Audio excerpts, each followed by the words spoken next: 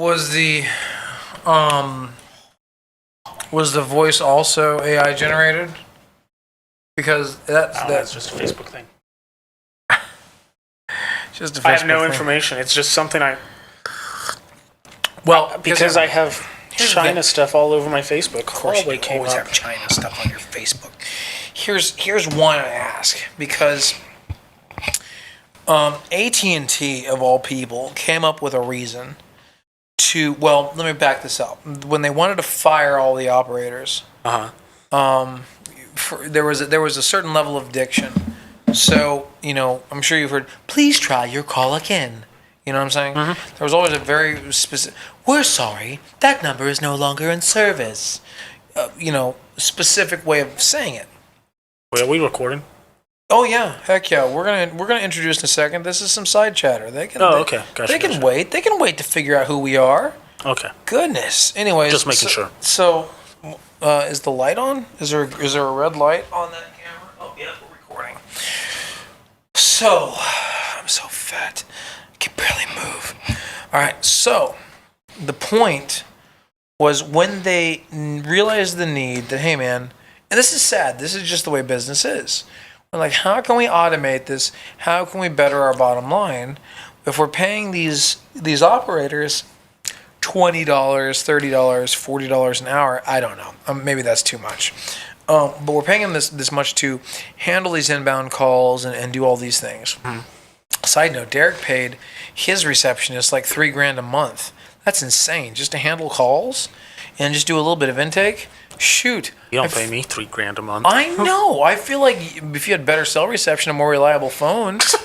I mean, shoot, buddy. I was going to sell you off to him. Anyways, the point is that they needed to find technology to replace the operator.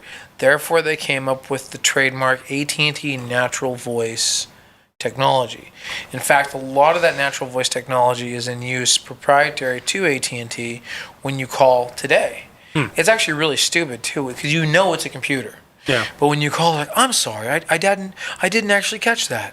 What'd you say again? Please speak clearly. Oh, okay. Well, let me help you with that. And so they try to make it as real as possible. And I guess what I'm getting at is there will be a time You can't tell the difference. You can't tell the difference between an actual human and an artificial intelligence voice. And that was my question for that video, because it seemed very Nicola, if you get my drift. Mm-hmm. It seemed very scripted, very, very programmed. Now, it'd be kind of cool if it was, but to me, that just seems like what Nicola Trucks did. It's like, oh, here's a working prototype when everything is all rigged together with LED screens and HDMI cables. So I would think that'd be pretty awesome if the robot not only could interpret, scan, AI, do the whole deal, but could also think on the fly to speak correctly. And what you were hearing was its artificial intelligence, was its actual voice chip. That's my opinion on that video. Possible. I'll dig more into it, because Huawei is a very interesting company. You ready to start the show? I think we should.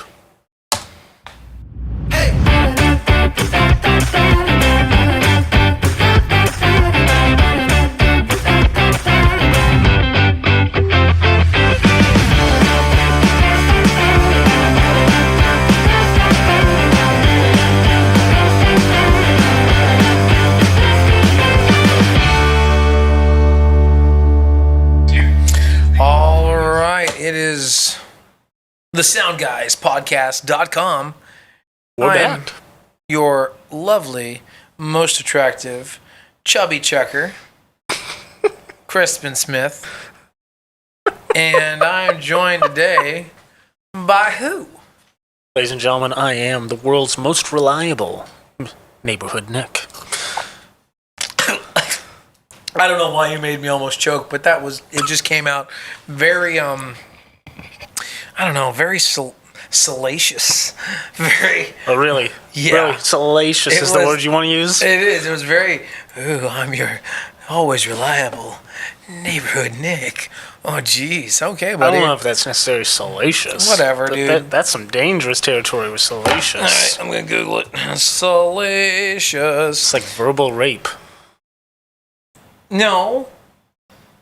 Oh, wait, maybe. Oh, wait. Salacious? No, that's not what I wanted at all. What is this word? Solicitous.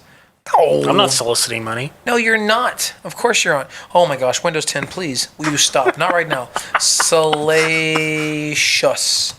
Maybe I don't even know how to spell it. Oh, there it is. Salacious. Right. Oh, I like your voice when you say that. Say it again. Salacious. Thank you. You're welcome. Salacious. I love that. Okay. Adjective. Having or conveying undue or inappropriate interest in sexual matters. That was the correct use. Yes, your voice was very salacious. No, it was not. Yes, it was. I used that word correctly. No. I did. Well, nevertheless, we're still here in the Choice Suites. I have to bring this home. If this is your first episode, Nick and I are not staying in the same room together. That's not what we do. He's the bedroom two. Here he goes again. He's the bedroom 2 doors down. And we have already talked about this in our previous episode. You can look it up, and I think it's going to be entitled like episode about probably wireless mics and Something about wireless mics, something about wooden satellites. Oh yeah, wooden satellites and wireless mics. That's what it will be titled. Yeah. And I should write that down so I don't forget. Anywho, and I talk about all of the problems with this hotel that we're staying in, but it's okay. Thank you so much, Choice Hotels. We're still here. We still love you guys. By the way, ladies and gentlemen, if this is your first time joining us, and if you're on YouTube, make sure you hit that like Wooden button. satellites and wireless microphones. Subscribe, hit that notification bell so you don't miss a beat. And if you're listening to a podcast, recommend us to a friend maybe, so we get more popularity. I keep telling you guys to leave comments and ratings and reviews, No one but does. you haven't done anything. So maybe just recommend us to a friend. Even if it's like a friend you don't like and you just want to torture them for a little bit, we don't care. We don't care. Just I like the spread the word. Spread the word. I like the adjectives for salacious though. Indecent, improper, indelicate, Nothing that I said Crude, even remotely relates to lewd, that. erotic, titillating, arousing, suggestive, sexy, risque, coarse, vulgar, gross, dirty, ribald, smutty, filthy, body, earthy, corrupting, Earthy? earthy, Earthy. exploitative, I can't even speak anymore. Exploitative, prudent. We've been working too much with this, 8th grade level client. I'm getting all dumbed off over here. Immoral, off-color, You're starting to slur your words together. And I've got the chicken from Popeyes is right up here. I can't. It doesn't. It either needs to come up or go down. It needs to do something, but it can't stay here because it's really messing me up. Adult, X-rated, triple X. Wow, XXX. Low, hardcore, softcore, porn, porno, blue, skin, or rank. Again, nothing that I have said even remotely relates to anything that he is currently saying whatsoever. I like I'm going to have to start using that more in my daily lexicon. Hey, man, you're acting awfully blue. Having a blue Christmas? Well, see, that would also could be now interpreted as something very... Like that one time I had to get... I lost a bet and I had to do a striptease. So, yeah, it was very salacious.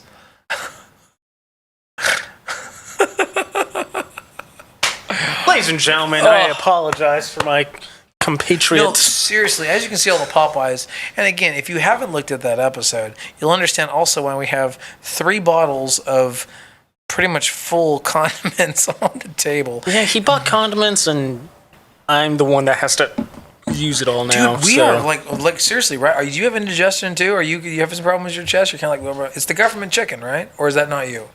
I'm not having any chest issues. You're not having any ingestion, indigestion? No. Oh yeah. Well, I probably ate more than you did, so it feels like I got a burp, but I can't burp. Oh, I don't have any problems with that.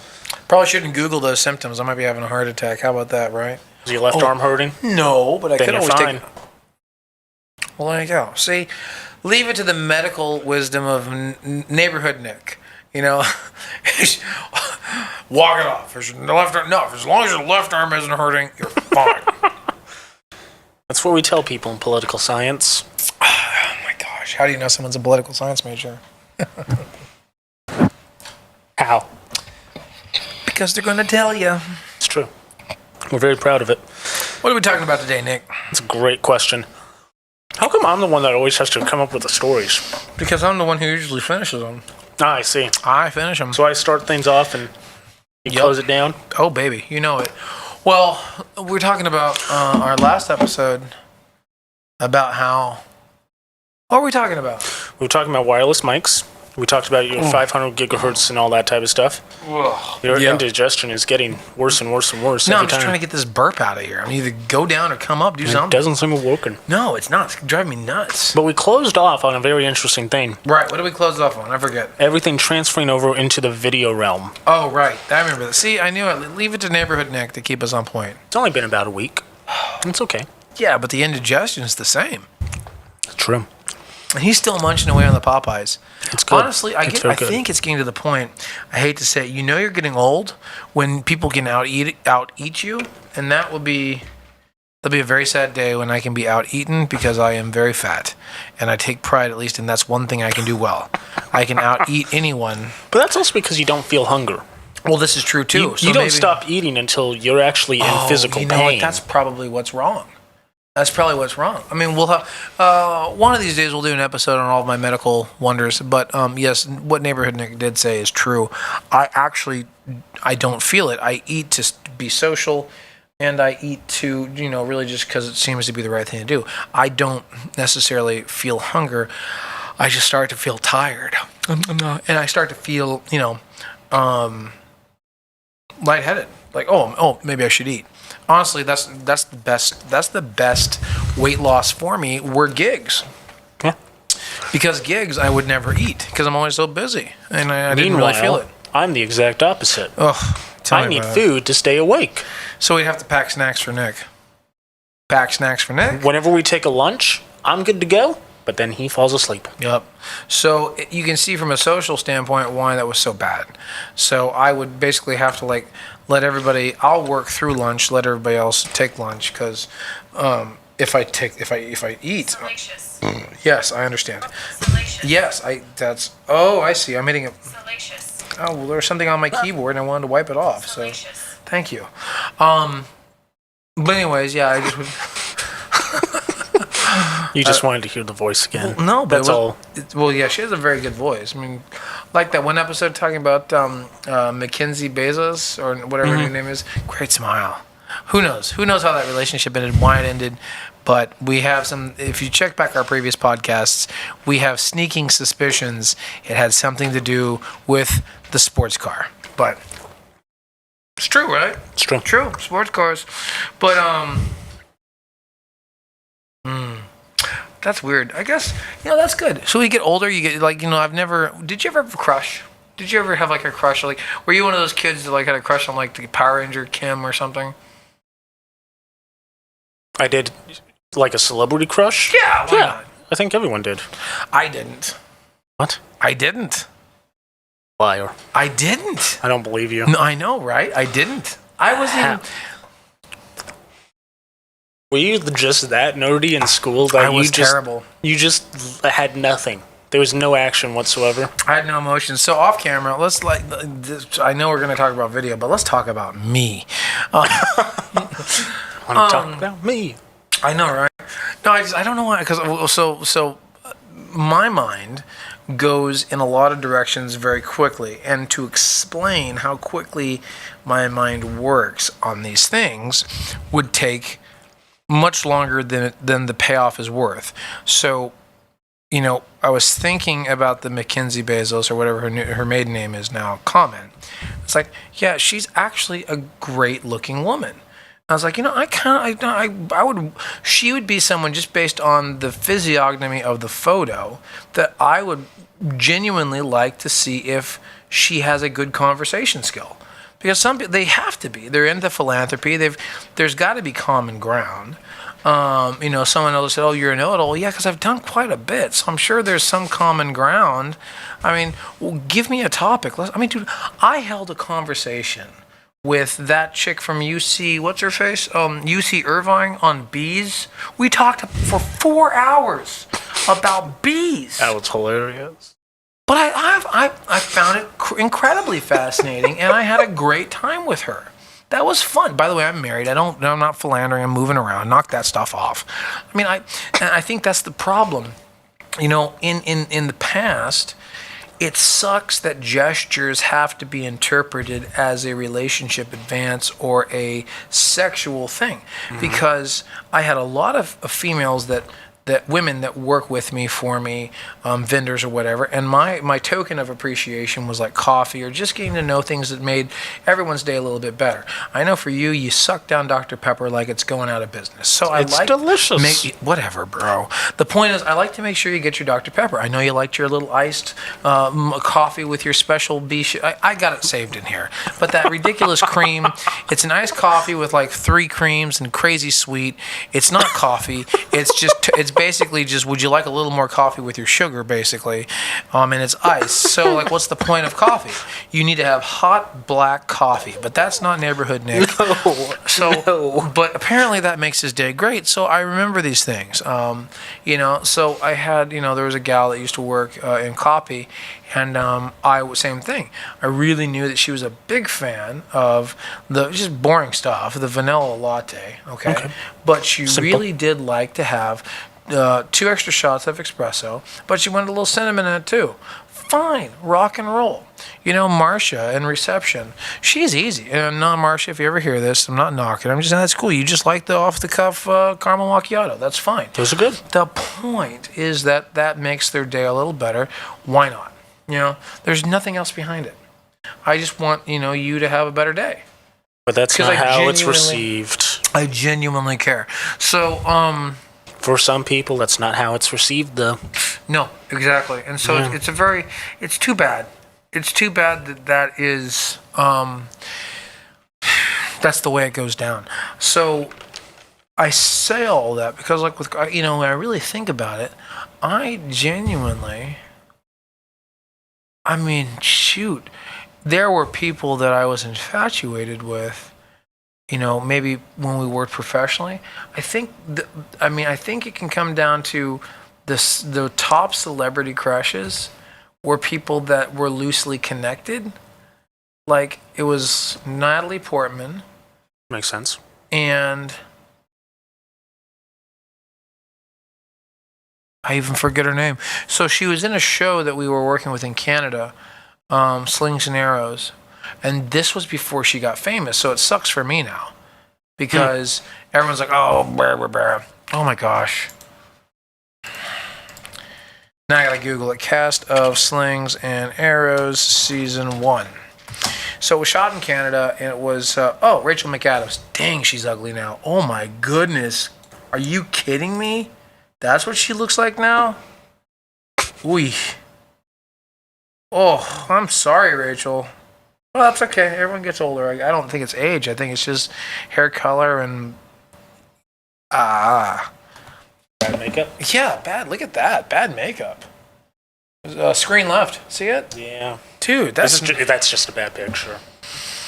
Dude, so anyways, I thought she was nice and she was cute. I also thought Paul, but it's really weird. Like, a lot of this cast, this was... And again, if our listeners are...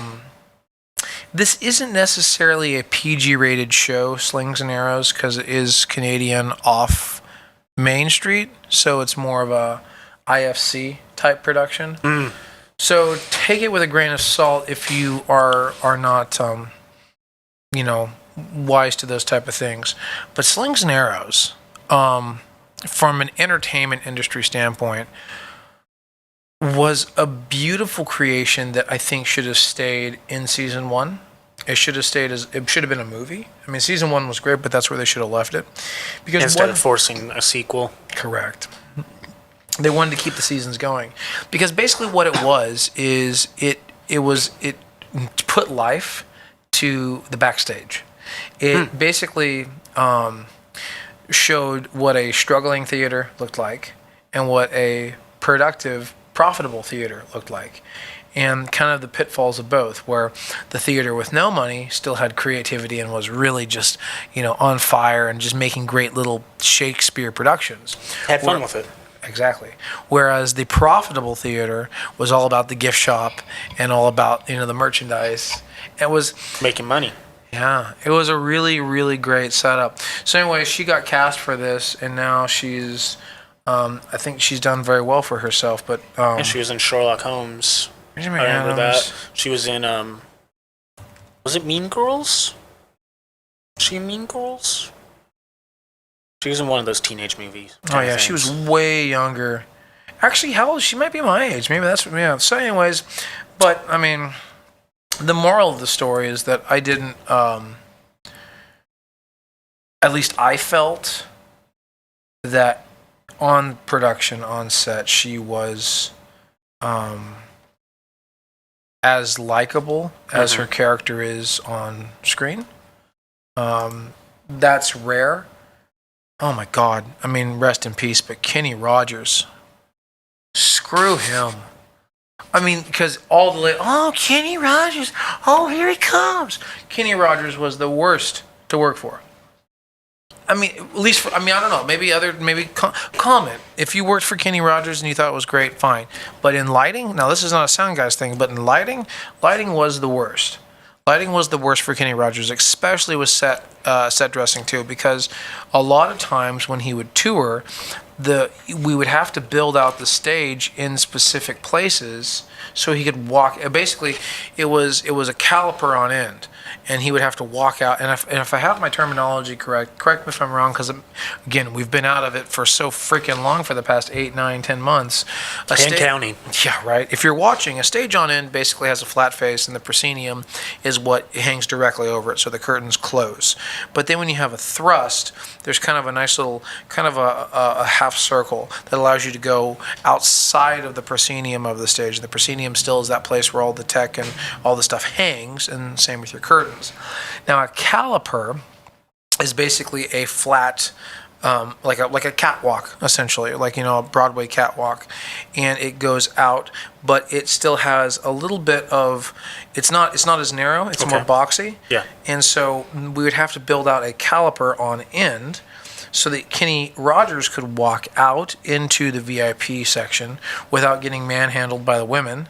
True. And then hand a single rose to some random in the audience. And she would die. She would, And the thing was, we always had really terrible spot operators because they're usually volunteers. They were rarely paid. And the spot operators, I never understood that. For a casino show, why wouldn't you pay a spot operator? Because that's the person following your main act. You want it to be trained? Doing a good job? I mean... Encourage productivity? Wouldn't you think that's kind of... Yeah, so... Oops, there goes my mic again. Sorry. Stop hitting it. Sorry, folks. Well, it's right in my face like a nice lollipop. But the...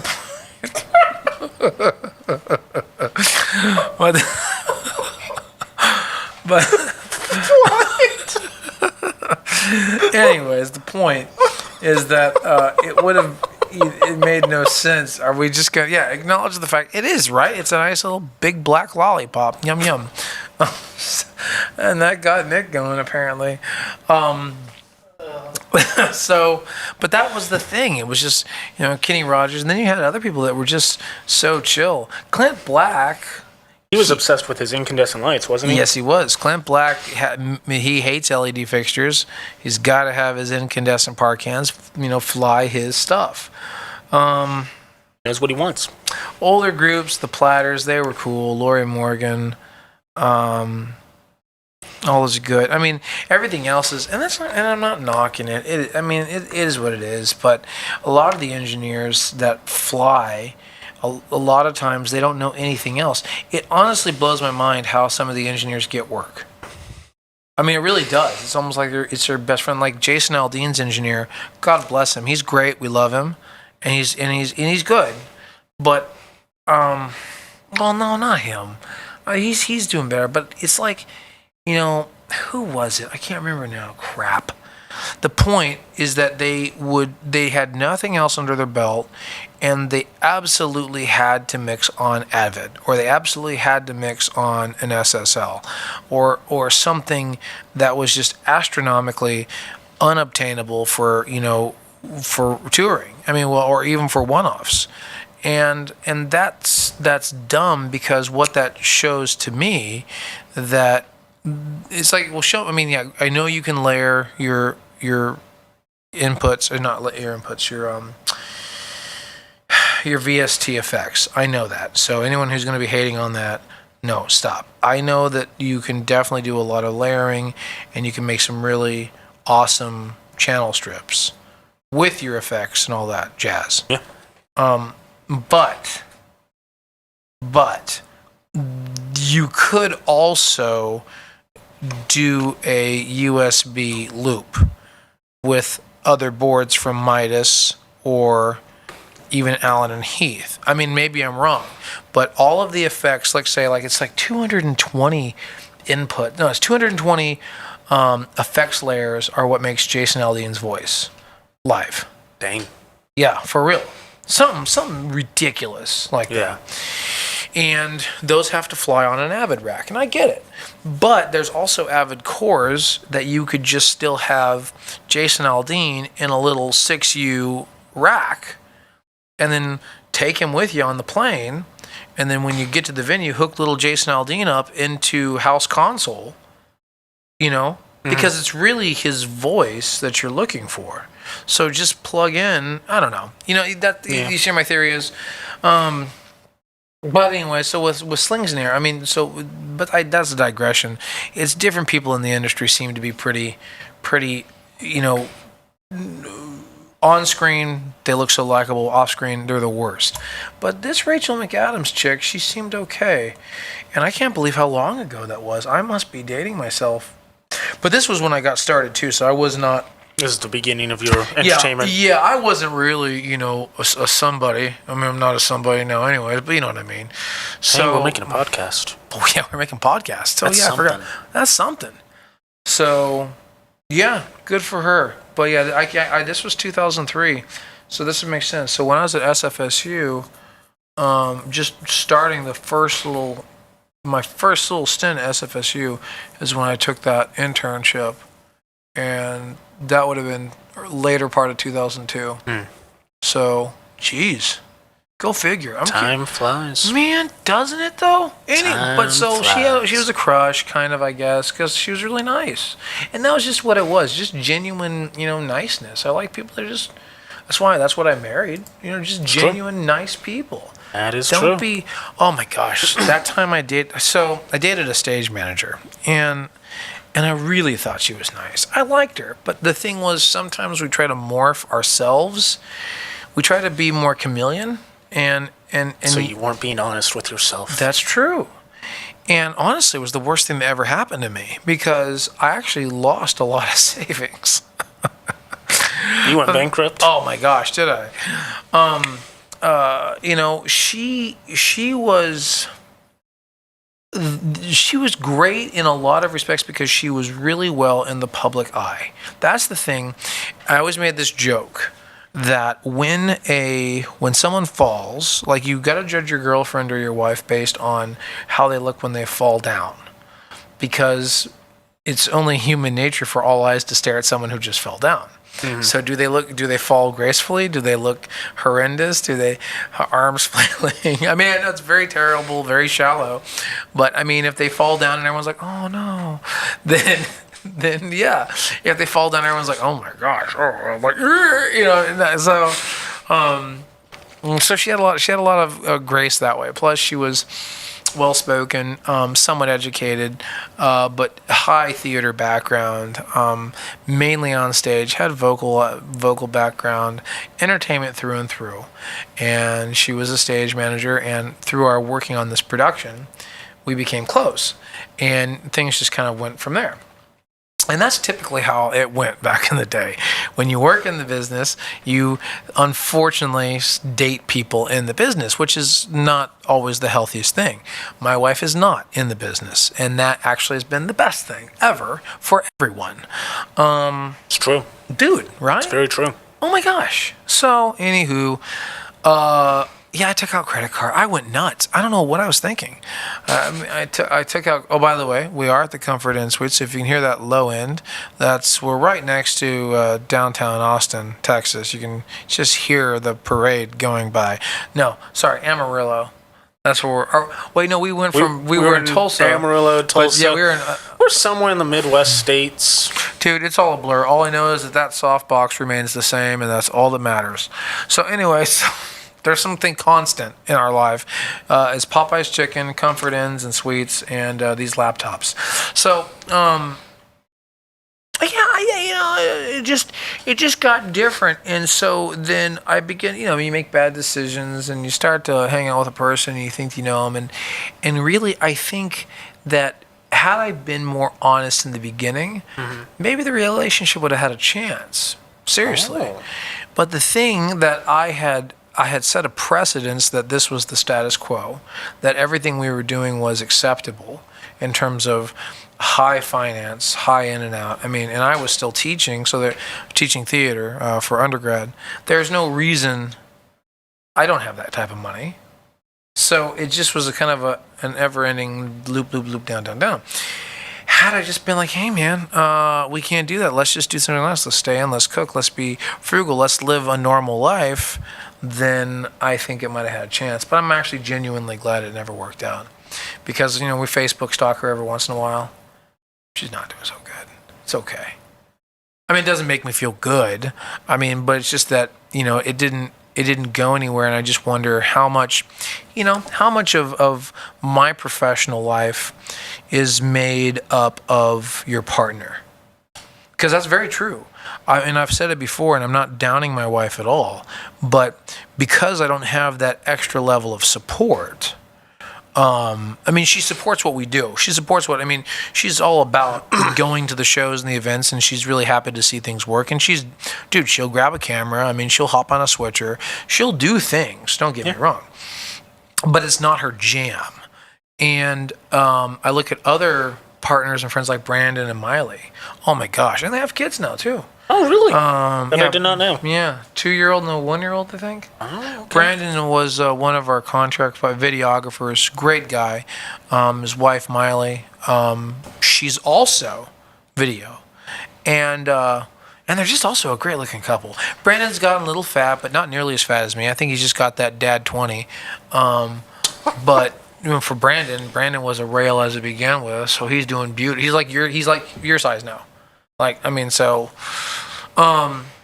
what made Brandon and Miley successful, and I looked at their company, they're doing some great work. Oh yeah. Oh my gosh. They're doing work, very envious work. I'm very proud of them. But it was a 2-team, you know what I'm saying? Yeah. They were constantly on, as they say, on the beam. They were constantly on the beam, constantly working together. That's beautiful. So I don't think that my ex and I could have accomplished the same thing with the precedents that I had set. You see what I'm saying? Yeah. Because it was all this, money spent and living out, when in reality there was no focus, there was no goal.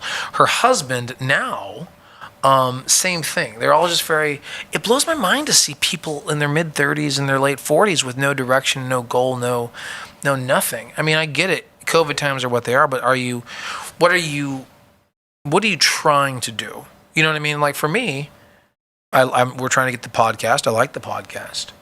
But I'm also constantly trying to make systems. I like to make things, like the laptop. I'm really happy with these new Lenovo's, these little X series 12-inch. The 10s are too small, but the 12s are just right.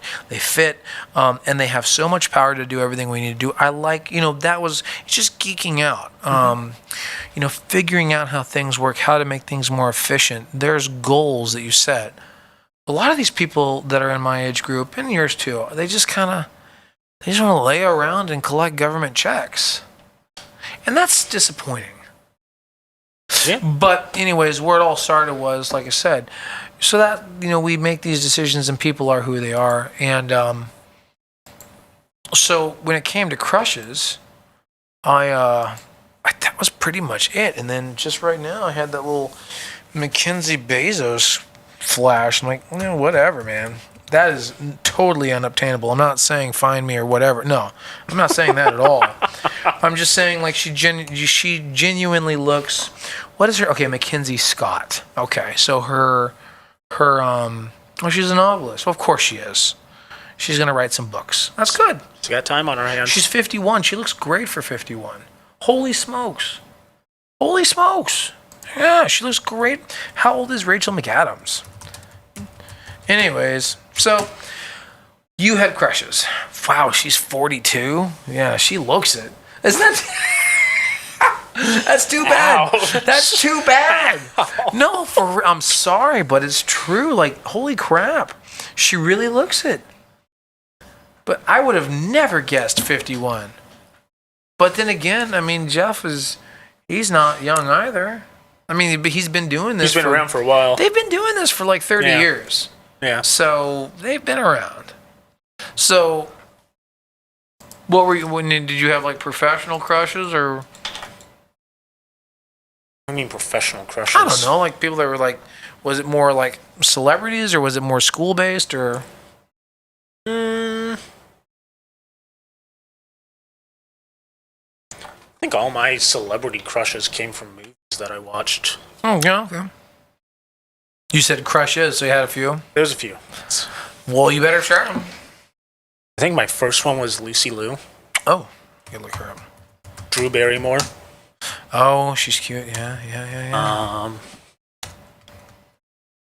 Two totally different face types. Very different. Very different. Dude, yeah.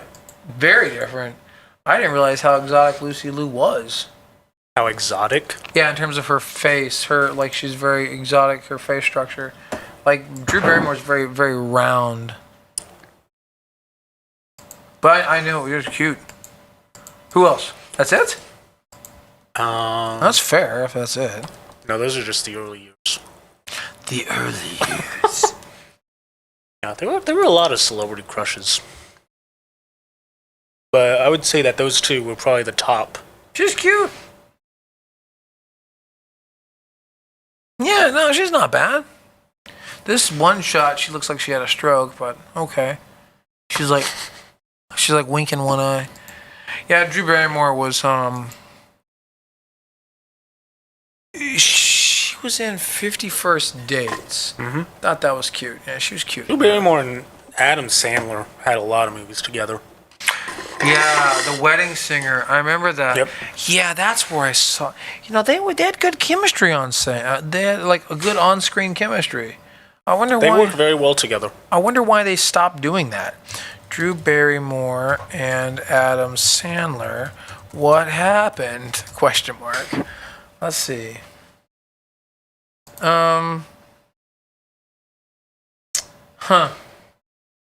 Okay, well, they're just, actually, it's funny. This is just a wiki on 51st Dates. So, never mind. Oh, the one Adam Sandler movie that Drew Barrymore turned down. Oh. Let's see. Okay. Which one was it? Blah, blah, blah, blah, blah. So, they shared the screen in The Wedding Singer, yep. 51st Dates, and Blended. I've never seen that one I haven't seen. Right? Neither have I. I'll have to look that up later. Yeah, see, that's the Drew Barrymore I know. Super cute with a young Adam Sandler. God, we're getting old. God, we're getting old. How old are you? I don't know, but look, that's the Drew Barrymore. That's The Wedding Singer, right? Yeah, she's cute. Got a great smile. Let's see. Adam was reluctant, but he later explained how glad. No, I don't give a crap. Come on, just tell us the movie. What this is the thing. Okay, let's take a break for page 2. Any blog writers, anyone out there listening, do your readers a solid, and they will thank you because you're still going to get your click through. You're still going to get your time on the page. Give them the meat and potatoes like CNBC does. on their page, I think it's CNBC, when they say there's an article, the top 5 things that blah, blah, blah, blah, blah, put some bullets at the very top of the blog to tell us what they were. Why we came to your stupid blog in the very beginning, and so then we go can into details later. And then go into details later, because we're still going to probably be very interested in getting those details. But don't make us hunt and fish. Oh my gosh. And so now I'm at the bottom of it. It says, next, how did Jennifer Aniston and Adam Sandler become so close? But I have not been able to find the answer to the one movie, because you haven't done anything except because it's all buried in just regular paragraph type font, no call outs, and a crap ton of ads. That's not good. Wait, here we go. Hold on. No. So she just wrapped up her movie, Fever Pitch. I don't know about that. Don't care. But for some reason, Drew Barrymore chose not to appear in the film with one of her best buds, though Adam shared the screen. Okay, what was the film? Do you see what I'm saying? That stuff is...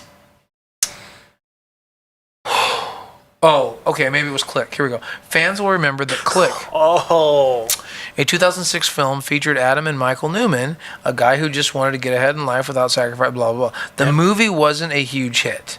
But it's hilarious. It was another project that delighted audiences and gave viewers both a laugh and made them a bit teary-eyed. Along Adam's Michael was Kate Beckinsale's Donna Newman, and fans would probably argue that Kate did an excellent job playing Adam's on-screen wife. But fans could have had Drew Barrymore as Donna Newman, and yet it didn't happen. And they noted Laura Graham also had said no to the role. Though fans were more concerned why Barrymore passed on the opportunity. And this, since we're reading from this article, I will cite it in a second. There's no clear explanation other than the role to speak to Drew, but she wasn't especially busy at the point. Having just wrapped her film Fever Pitch, she was the producer and acted in the film, and her next film didn't come out until the following year. So there's really no reason, according to this article, that she just was tired. She was tired, and she basically did not want to work with Mr. Adam. So this is coming from the thethings.com blog, and this was actually, which is kind of funny, dated Dateline 22nd, 2020. So this is just very recently. Oh, dang. Fresh off the press, ladies and gentlemen. Which makes me wonder, though, if I really broke down the web code, if it truly is fresh or if it was just a regurgitated. Because if you think about it, you can never find the same article like back in the blogs. So it's like, okay, so they just take their old blogs and they just redate them to make you feel like, oh, wow, this was just super fresh. No, it wasn't. No, it wasn't. No. You stop it. Kate Beckinsale. I want to take a look at who this is. She's... No. She's different. She's different. Not my cup of tea, but that's cool. Oh, is it Lauren Graham? Is that the one that was on the Gilmore Girls? Now, did she have a nose job? Because she looks very pinched. She looks very pinched in other photos.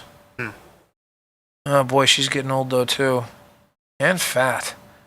Aren't we all? It's okay, Lauren. We're all getting fat. With age comes body weight. Tell it to Mackenzie Scott. Again, she's 51 and she's killing it. I'm just saying. Well, maybe you and I should run $1 million company or $1 billion. What am I saying? Speaking of $1 billion, what's Bitcoin at right now? Bitcoin price. This show is just all over the place today.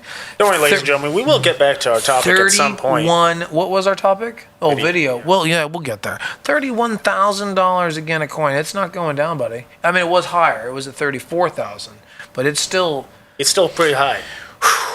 Yeah, and that breaks down another point. Wait, did it just drop 3,000 in a day? Yeah. No, that's crazy. I know. But guys, sell you Bitcoin. Another one of our I know, right? Well, so one of our friends. I'm not going to mention names. Yeah, but we kind of are mad at him right now. A little bit. Well, the thing is this. I mean, it's not anyone's fault. He was just an early adopter. He was a visionary. He's like, this is going to be the big thing. And we were all like, yeah, sure. We don't see it. I mean, stock's better than Bitcoin.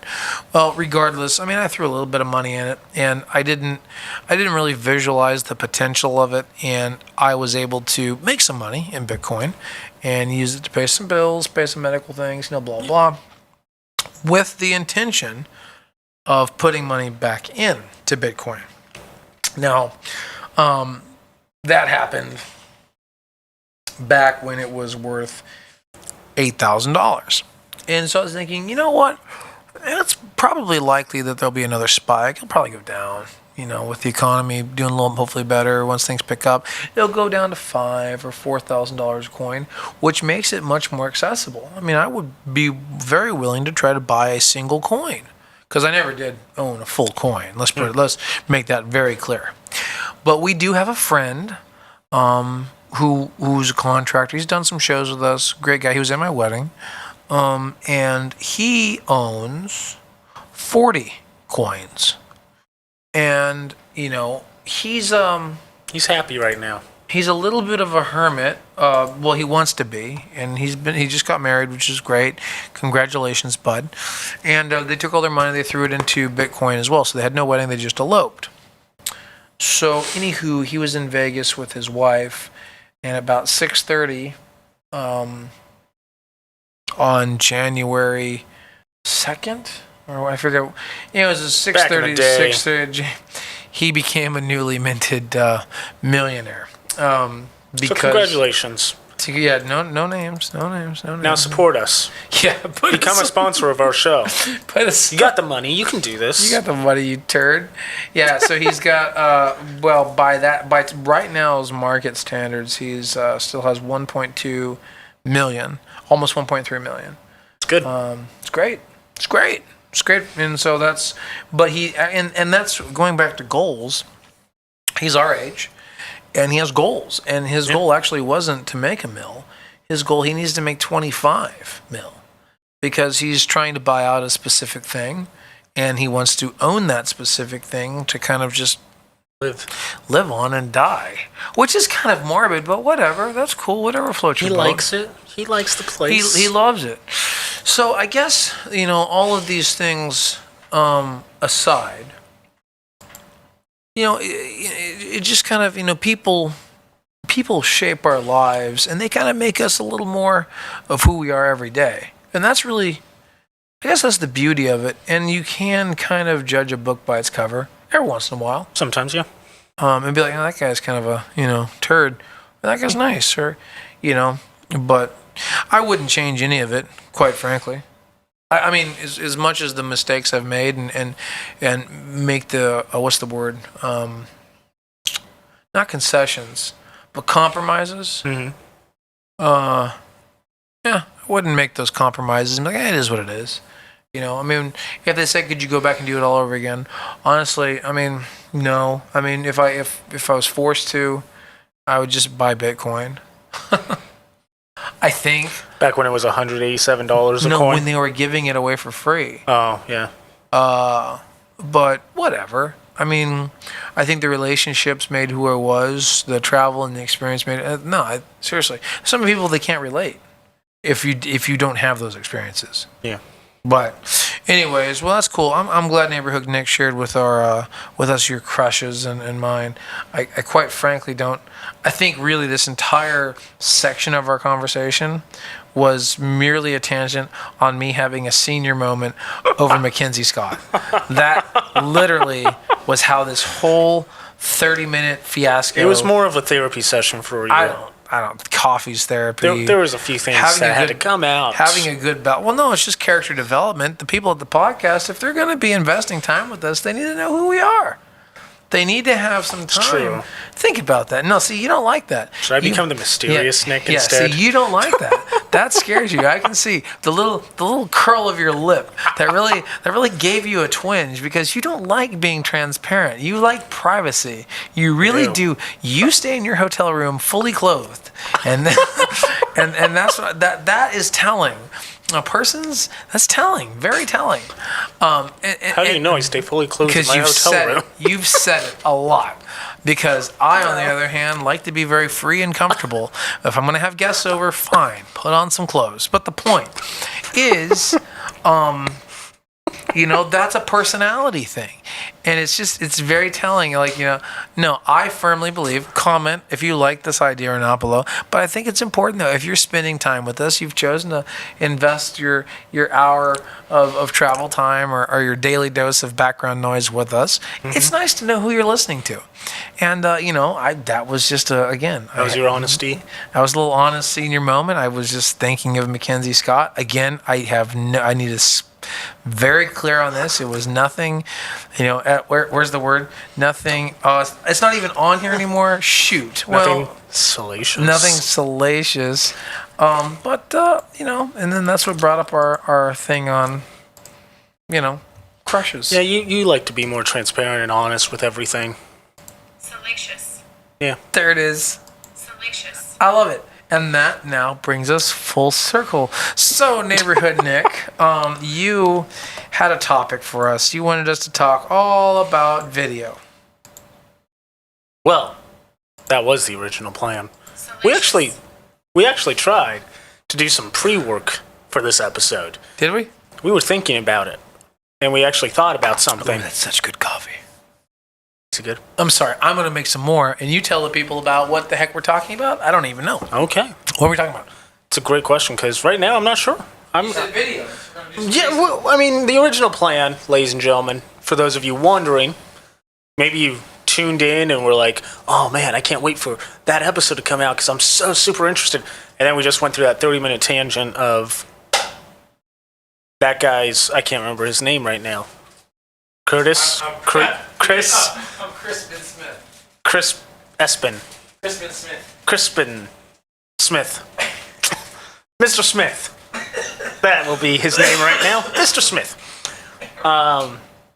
We were talking about all of his past love life and the crushes of celebrities that he had, and he purged out of me the two that I had in my early years. Yeah, but you held back. You haven't shared that. No. For a later time, maybe I'll share more. But that's enough honesty from me, the reliable Neighborhood Nick. That's enough honesty out of you. But anyway, ladies and gentlemen, the actual video that the topic that we were going to talk about is video, and how lately, especially now with COVID and everything is focused solely on video content, video quality. Oh, yeah. Live shows are right now a thing of the mysterious past. They're just relics that float in our imaginations. They're in movies, and children are going to grow up in this pandemic lifestyle, and will look at old movies and be like, Mommy, Daddy, why are there so many people all grouped together? Why don't they have masks on? Ugh, Why are people surrounding this person with a guitar? What's going on? It's a very dark view. It's a horrifying view, but it's about to happen. But yeah, so. Well, actually, yeah. My son, he hasn't experienced it yet, but if this continues more... His first memory is not going to be with concerts and live music and a movie theater. My nephew won't either. No. Even your niece. She knows a little bit about concerts and everything. We have good videos of her, at concerts with her hearing protection on. It's kind of cute. But dancing around. As her memory is now fully developing and everything like that, True. Her recent memories, there's not going to be anything crowd related to anything. Yeah. And so it comes to a dark moment in life where everything's going to be shared like this. Instead of a group of people talking, there's two of us talking, and you guys are listening. It's amazing how this is happening. Yeah, I can concur. I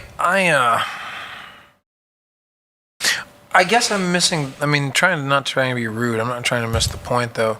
But you're musing on what the future may hold, right? Yeah. Not necessarily, because it made me kind of tired. I'm not gonna lie. I mean,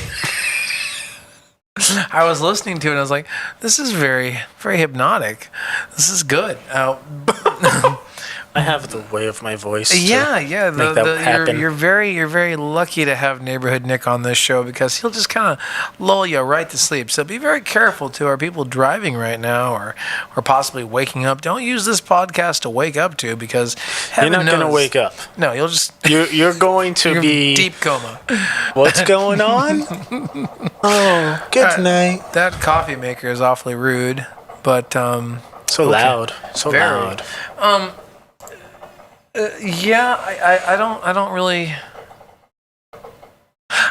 I don't see it as a problem. You don't see it as a problem. Well, think of it this way. Everything in this world is cyclical. I mean, I don't think there's been anything, and I still stand by my statement.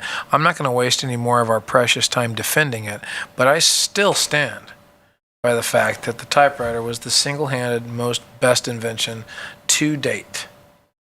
To date. Mechanical invention. That is nuts. I mean, we could, and honestly, well, okay, the typewriter for the engineering of that. But if we want to get a little cruder, the differential inside of a car, that's insane. Mm-hmm. The gearing, how we figured out how to do gearing for higher speeds and just to fill with torque, because it's very true. We could never successfully round corners and like make turns without the differential. That gearing, if we just had both tires were locked, the science would not allow for tires to turn evenly. Therefore, one would burn out and bald way faster than the other tire. That allows for the even wear. I mean, it's amazing, the mechanical science. The differential was invented in 1929, and we haven't improved on it since. We've just added more electrical sensors and nonsense to make it kind of whatever. Yeah. The Dana 44, in fact, maybe I'm right. I think the Dana 44 is still in production. Dana 44, don't even ask how I know this. The Dana 44 differential. Anyways, when was it made? So I say all the 1940s. So the Dana 44 came out in the 1940s, and is the Dana 44 still in use? Is the Dana 44 still in use? Because I know they've made different, like the Dana 44R, because they started using aluminum. Mm-hmm. They started using different materials to make it. The answer is yes. I'm seeing it still being used in 2010 up till, so maybe they finally no, it's in the 2014 Wrangler, Jeep Wrangler. Oh. So it's still being used. 2018, the JK Wrangler. So it's still being used from the 40s. So it's that good. I say all of that. I say all that because kids are going to grow up as video being the thing. Yeah. And how cool is it going to be to discover this new thing called concerts in the park? This brand new thing that's never been done before. Exactly. Concerts in the park. Exactly. Think about that. Until you talk to a grandfather. No, he'll be dead. Oh, okay. Well, you and I will be grandfathers. Oh. And we're going to be the ones that put it on. Oh. Because there'll be no one else left that remembers any of this nonsense. And we're going to be back-breaking with either our children or our cousins or nephews. That sounds like something like Noah's Ark type thing. Okay, do me a favor. Put this speaker over here. Now, this is... Never mind what it's called. It doesn't matter. just plug these Mickey Mouse cables into this thing right here. That's a great way of teaching kids what an XLR is. Neighborhood Nick, why don't you explain why you call it a Mickey Mouse cable? So, when it was the very first time I ever did anything with this guy. We were up at a campground, and I got voluntold to help him out. Just to carry a speaker, mind you. Well, little did we know, that was the start of a beautiful friendship. Aww. Was carrying that little speaker, which then led to me learning all about sound and helping set up lights. And on my fourth day of actually helping him, he abandoned me and let me run a show by myself, and everything crashed. Yeah, that's when Kevin and I went to do out Cal Expo for Cannabis Cup. Yeah, it was, it just crashed, and I was alone and panicking You because did good. it was my 4th day on the job. But anyway, I had no idea. He kept saying, oh, grab the XLR cable, quarter inch, XLR. And then DMX. Well, DMX's cable, it's still an XLR type cable. It's 5-pin. But Yeah, so he was just shouting out all these cable things, and I'm just like, I have no idea what you're talking about. What? Huh? And so eventually it got to the point, is it this one? No, I said XLR. Okay. Is it this one? No. Okay. Is it this one? Yes. And I would look at the XLR, and it had 3 dots. 3 little dots on it. Or 3 pins on the male side, but yeah. Yeah, once you realize what it actually is. But when you're learning it, you just say 3 dots. Mickey Mouse. That's how I'm going to remember this. Now, fast forward. This is like 4 years later. I'm working with him again on a different job with his own father, of all people.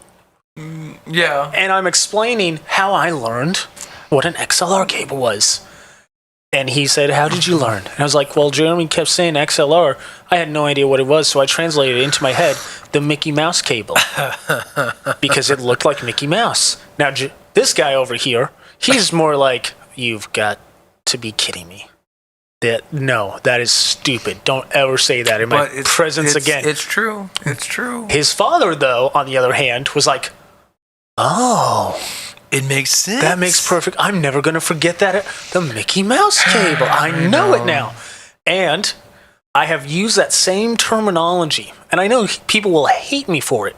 But I've used the same terminology with other people who were like me. First time ever on the job and trying to help us, not knowing what XLR is. And I just would tell them, grab the cable that looks like Mickey Mouse.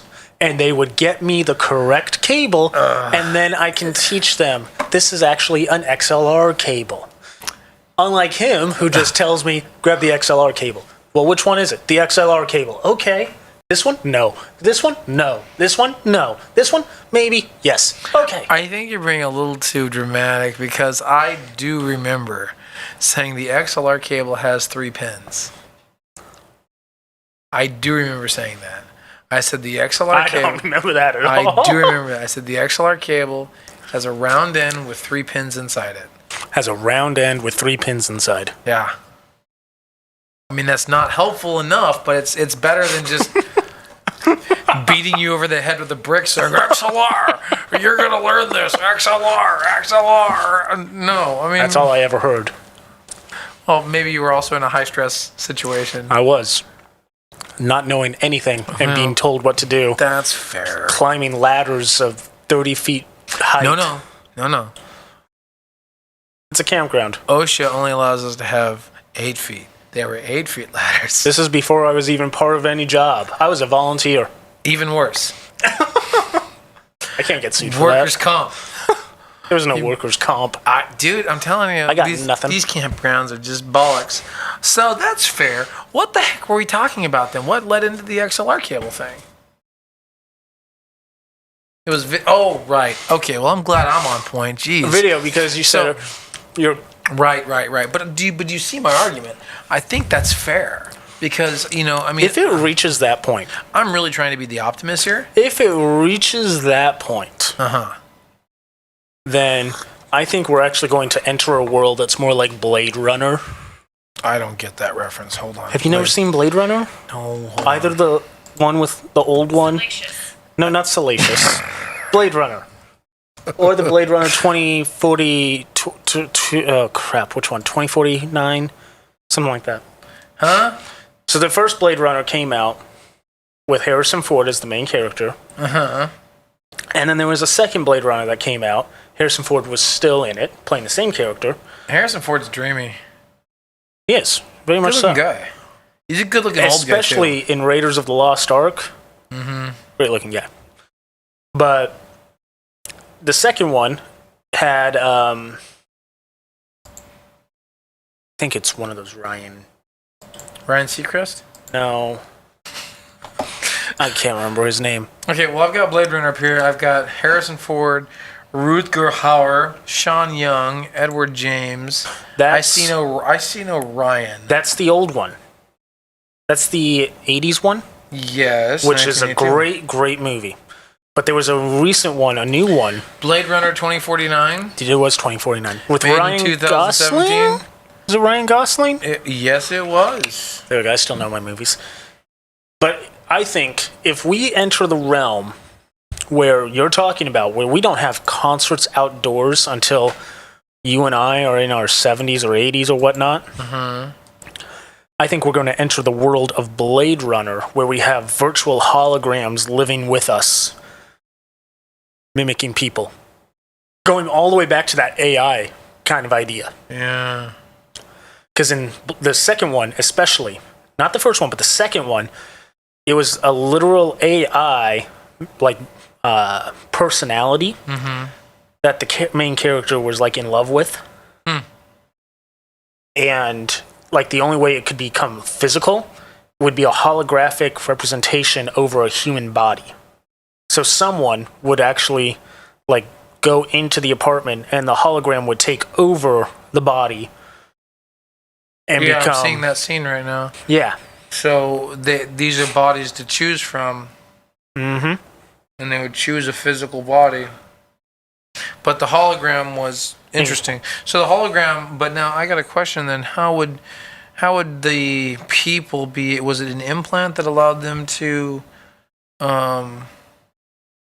recognize the holograms? It didn't really go into great detail about that aspect. Because this is why I can't watch movies. Because the main part of the whole movie is whether, in the first one, whether or not Deckard is a replicant or a human. So replicant being basically a person who is created for a short term of life to get a lot of work done. Okay, so a replicant... But with human emotions, human mindset, human ideas... I understand. So a replicant is a slave type? It was... in the movie, yes. It was a slave person. Okay, and that would be hologram? No, the holograms came in the second one.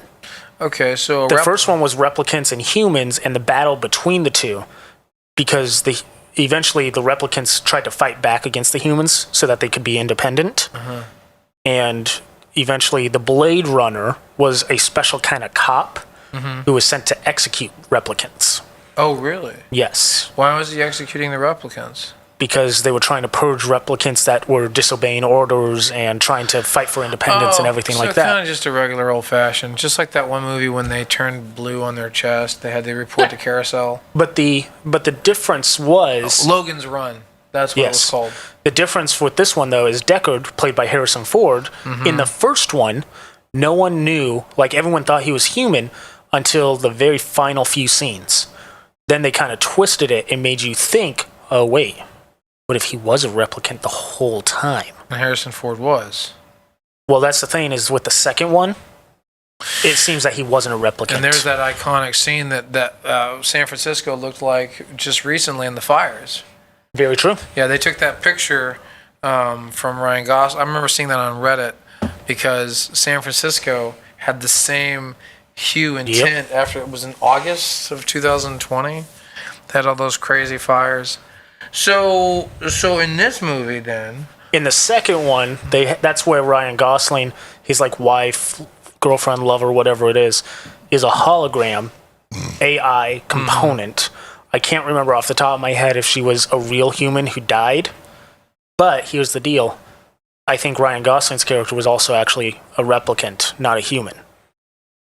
So in the new Blade Runner, you had replicants, humans, and holograms. I'm going to just go with AI. Okay. Because there's one particular scene also where the billboard AI like will interact with the people also. Okay. Well, they already have that, but I mean, it's not that it jumps out and talks to you. Yeah, this is like a giant thing moving towards you and everything like that. So... But I think we will get closer to that kind of a world where AI is replacing humans on an emotional level. Okay. And being kind of like, I hate to use this analogy, but it's something that actually is like kind of true. Ooh, here's actually a PG version. Video games. Video games virtual reality, where we are replacing the real life versions of things with animated video, things like that, right? So you're still kind of living through something like that, just in a virtual reality, a virtual realm, interacting with AI components, and sometimes human beings also, depending on the type of game that you're playing. I think that's something that relates a little bit more to where we may be going in the future, where the AI becomes so developed, so advanced in everything, that's able, kind of like what you said at the beginning of the show, it's able to mimic humans to an even greater level, to where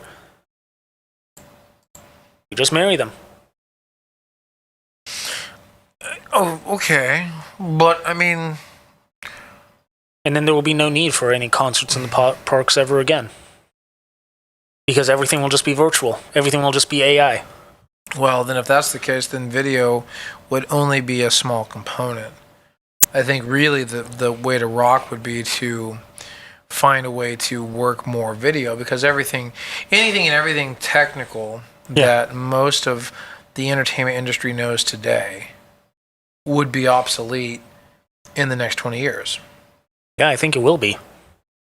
How everything's going on right now, I think everything that we've been kind of learning and getting used to, I mean, in 20 years, the technology itself is going to change so drastically. And if we're allowed to ever be back in a public setting with a public event, with public concerts and everything like that, there's going to be so many massive changes. The same old isn't going to work anymore. I'm sorry to all the entertainment people. I do not have an optimistic view of where things are going right now. But as a general theatrical kind of way of things, I'm not even sure if theater is going to be filled with theaters and crowds and everything like that. Yeah, I get that. It's going to be a staged play on video. No, I can agree with all those things. I think that video is consuming on the screen, consuming on those things are going to be... So it really going to come down to... And basically, entrepreneurs get ready, because it's going to come down to whoever's quick enough to find a economical way to push the screen past the one dimension and bring it into the three. Just like what we were trying to do with that VR stuff. Yeah, but we tried. But the downside with the VR stuff is that it still requires a huge amount of bandwidth, a huge amount of production, and I don't know if it's necessarily ready. But I think VR then would be closer. That's a stranger. That's not us. Who's that crowd? What's he doing? Check the laptop. I think that back it up. Get some real sound guys, podcast guys in here. For those who don't even know, we have a TV on in the back that apparently is playing all of our podcasts. We're not narcissistic. It's just it's better than watching CNN or Fox or CNBC. So, yeah. But anyways, to your point, Neighborhood Nick, I think that the virtual reality, man, I guess you're right. I mean, I guess there's just two ways to do it. I'm sorry, I'm kind of thinking out loud. I think that the concerts and getting back to live in-person entertainment, you're right. If that's done, then it's going to be all hands on deck for over-the-top video productions. And then, therefore, people are going to want to, they're going to want to experience more. They're going to want to go out and buy the VR headsets because that's going to be the next most accessible thing. Yeah, I think. If we're not able to get back on the stages and we're not able to do that and get back to that form of entertainment, yeah. But then from there, if artificial intelligence becomes more part of the common day, then it's going to be up to us as engineers to learn that new element to incorporate into. Because I mean, honestly, if the thing that really brings this industry still to a labor standpoint, is because there still are way too many things that need to physically be moved. When you're able to have a labor force that can do with precision the grunt work of connecting and sending out the rig and driving, then we're going to have a conversation. But until you have to get in the truck, you have to physically transport the goods to a venue and still set it up for no one, just to set up the lights and the stage and the cameras to produce for people at home, it still looks more like your basic television work than it does, you know what I mean, anything new and fresh. Yeah. When it becomes new is when the truck is autonomous, when the trussing and the lighting and all the things, or something else unloads itself, sets itself up. Yeah. Then we're or if the thing comes, it becomes completely virtual. Yeah. The technology is able to better isolate around the variances of your body and your head. We don't need green screens. We don't need lighting. And I mean, we've been experimenting a little bit with that. Skype does a really good job with that. Zoom, kind of. But no, it's getting it's there. getting better. It still was a little choppy. I mean, when we did our live stream and I held up my dog, like Your dog disappeared. It had some trouble. That was fun. It was. But, it's getting better. The technology is improving. And I think the virtual side of things is going to be hands down. moving higher and higher and higher, which sucks for sound people, lighting people, entertainment people in general. Well, it doesn't. It basically is going to make fewer and fewer positions. So then the folks that were kind of at the bottom of the production chain are going to have to either reinvent or retool. Yeah. For the people that are the higher end of the production chain, ideally they're going to hopefully be smart enough or at least intuitive enough to come up with those. Because I'm still hot on VR. Yeah. But the thing is, I haven't quite found out a way to package it as well as we could. Speaking of, if you have any comments and you want us to try a little VR thing on you, why not? Type us up a little thing, buy some merch, do something, because we actually do have some VR equipment that we are playing with, and we would love to try it out on your project. Maybe, I don't know, or even just for the podcast in general, so you get a taste of what's possible. It's pretty cool stuff. Yeah. It's actually, honestly, for video folks out there, it's actually really not that. It's really not that complicated. It's not crazy complicated for some aspects of it, but trying to figure out all of the. If you're a flat earther, you would totally get 360. Yeah. Because honestly, that's the best way to explain it. Yeah. I'm not a flat earther, but I can understand what you're saying. So if you're a flat earther and you believe everything's flat, you'll totally get VR. Yeah. That honestly is an absolute perfect. But I still want to get to the point where we have VR, kind of like with some of the ideas that we had with, not necessarily a video game aspect of it, but being able to do a live event, kind of change things around to however you like it to be with it. Yeah, I mean, and that's the thing for me as a creator. I don't see how there's a demand for that, but there very well may be. And we can do it. I think it with seems COVID, like a gimmick. See, that's the thing. That's the thing. Here's another transparent thing. Okay, a lot of people I work with, like that ex girl I was talking about, and other folks, they absolutely loved to tweak with their phones. They loved to change the fonts, do the backgrounds, change the ringers, all these little things. Any setting that they could possibly do to personalize their phone, they were on it. For me, my phones, I genuinely look for a phone that has the most boringest, simplest ringer. Maybe there's another reason why I like Motorola's. If I cannot find a phone that goes, I literally plug it into my computer to put a ringer on it that will go. You don't customize ringtones? No. I have a customized ringtone for all the important people. I know you do.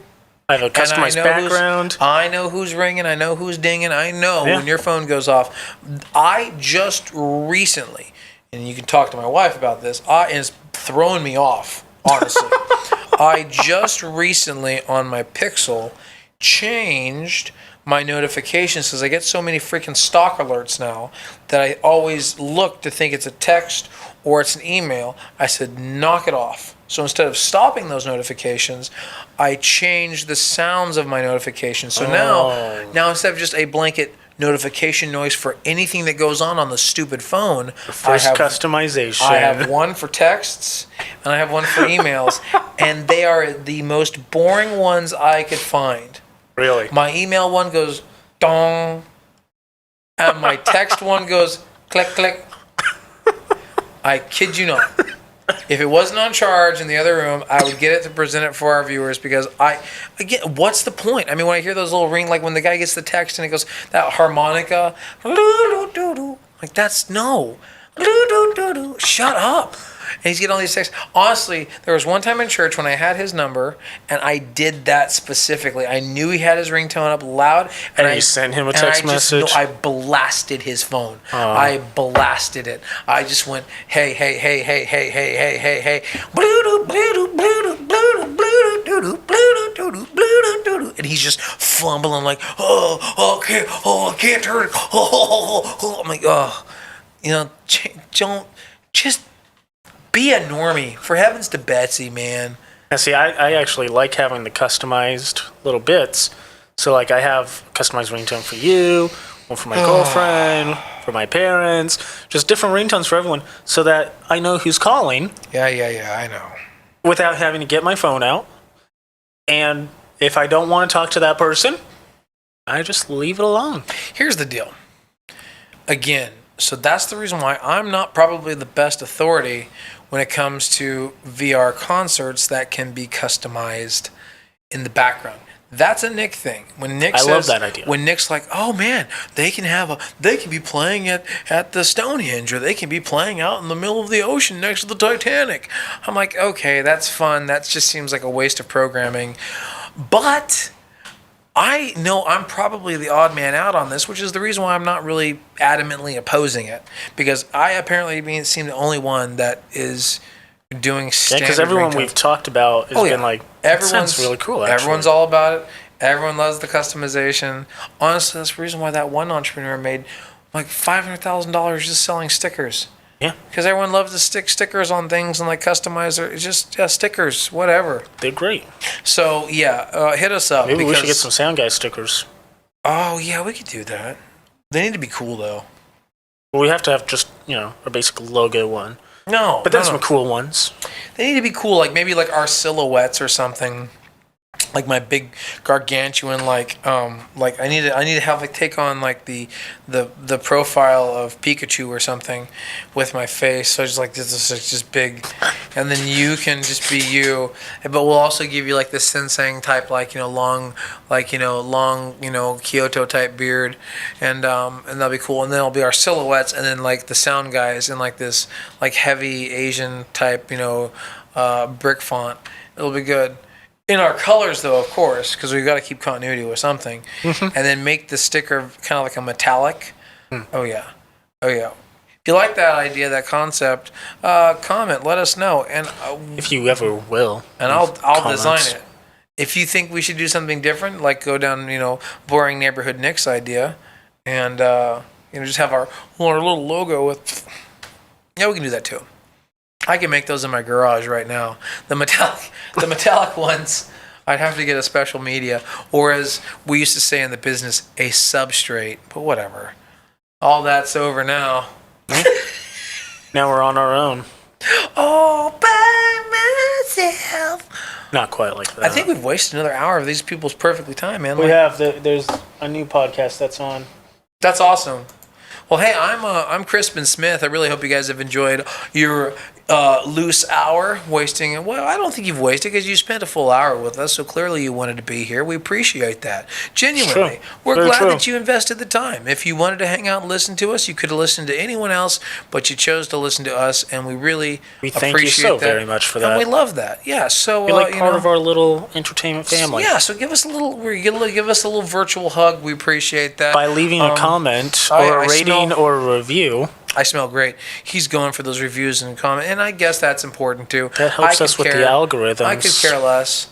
But so that more people will hear us oh, I said that wrong. and that we could get ads. I couldn't care less. No, shoot, I always messed that up. You could care less, like you could care. Yeah, no, I couldn't care less. So there's no amount There's of caring no amount whatsoever. of caring, yeah. Maybe I'm just tired. Possibly. I don't know. The point is, I'm just happy you're here. Thanks for showing up. It's always nice, and thanks for making us a part of your routine, wherever that may fall in driving or running or exercise or falling asleep. Because we are your daily dose of background noise.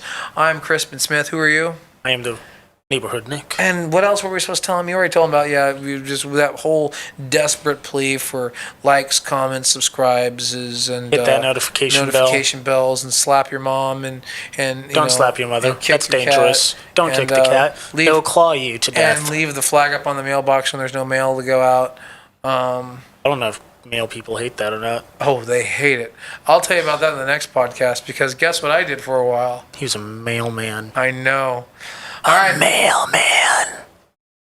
You make it sound like it's such a bad thing. Sweet gig. I was on an aux route, so it was salaried. It was awesome. It wasn't by the hour. Oh, man. He did it for the uniform. I did. And then my ex-girlfriend took my sweaters. Go figure. I want them back, because they still are kind of cool. That little, postal service eagle. Whatever. I digress. We ready to go? Close it out. All right. We are the Sound Guys. See you next time.